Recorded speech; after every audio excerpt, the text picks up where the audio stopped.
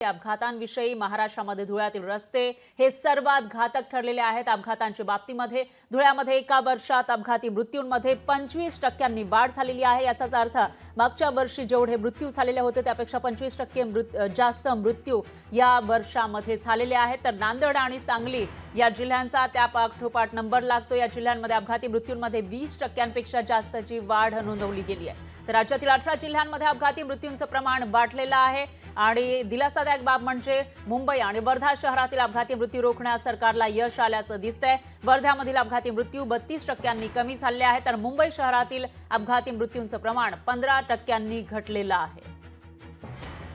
ग्राफिक्सच्या माध्यमातून ही आकडेवारी आपण बघूयात।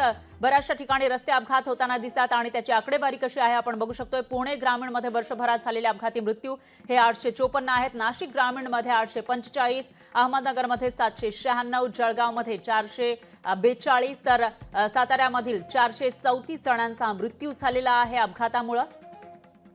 रस्ते अपघाताचे हे बळी वाढल्याचं दिसतंय। राज्यातील 18 जिल्ह्यांमध्ये हे बळी वाढलेले आहेत, प्रमाण वाढलेलं आहे मृत्यूचं अपघातातील।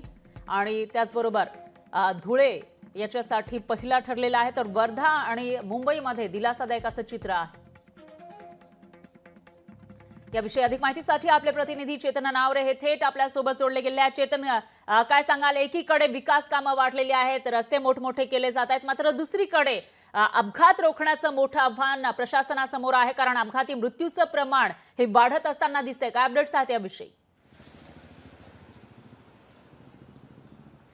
निश्चितच 2023 आणि 2024 मधली ही तुलनात्मक आकडेवारी आता समोर येते फरा, आणि यामध्ये जर पाहिलं असेल तर 31,900 अपघात आहेत ते 2023 मध्ये जानेवारी ते नोव्हेंबर या 11 महिन्यांमध्ये नोंदवण्यात आली होती। या उलट गेल्या वर्षी 2024 मध्ये जर आपण पाहिलं असेल तर याच अपघातांची संख्या 31,900 वरून 32,800 पर्यंत म्हणजे 900 अपघातांनी वाढलेली आहे।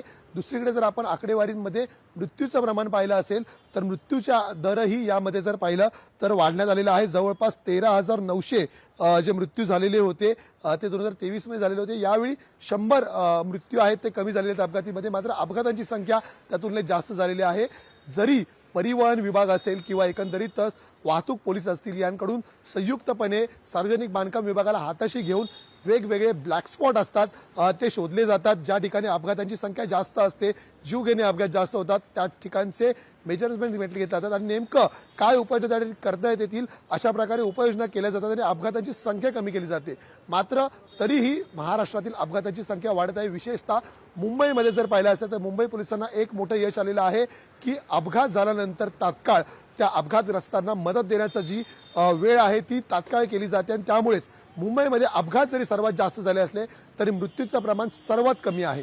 त्यामुळे याच प्रकारे बाकी ग्रामीण भागामध्ये जर आपण पाहिलं असेल, धुळे असेल, अहमदनगर असेल किंवा पुणे ग्रामीण असेल, या ठिकाणी सर्वाधिक अपघात होऊन सर्वाधिक अपघाती मृत्यूही झालेले आहेत। त्यामुळे अपघातानंतर जखमींना तात्काळ मदत देण्यासाठी आता शासनाला या सर्व भागांमध्ये आढावा घेऊन त्या प्रकारच्या उपाययोजना कराव्या लागतील। गोल्डन अवर म्हणजे पहिल्या तासाभरामध्ये जे जखमी होतात त्यांचा मृत्यू होऊ नये म्हणून त्यांना वैद्यकीय मदत देण्यासाठी त्या प्रकारच्या उपाययोजना करण्याची आता गरज भासते। निश्चितच चेतन, एकूणच असं म्हणता येईल की वैद्यकीय मदत लवकरात लवकर कशी पोहोचवता येईल आणि त्याचबरोबर अपघातांचं हे जे प्रमाण आहे ते कसं रोखता येईल तेही बघावं लागेल। दरम्यान धन्यवाद तुम्ही दिलेल्या या सविस्तर माहितीसाठी। या विषयीची अपडेट आपण घेत राहूयात। लोकशाही मराठी ऐका, पहा, जागरूक रहा।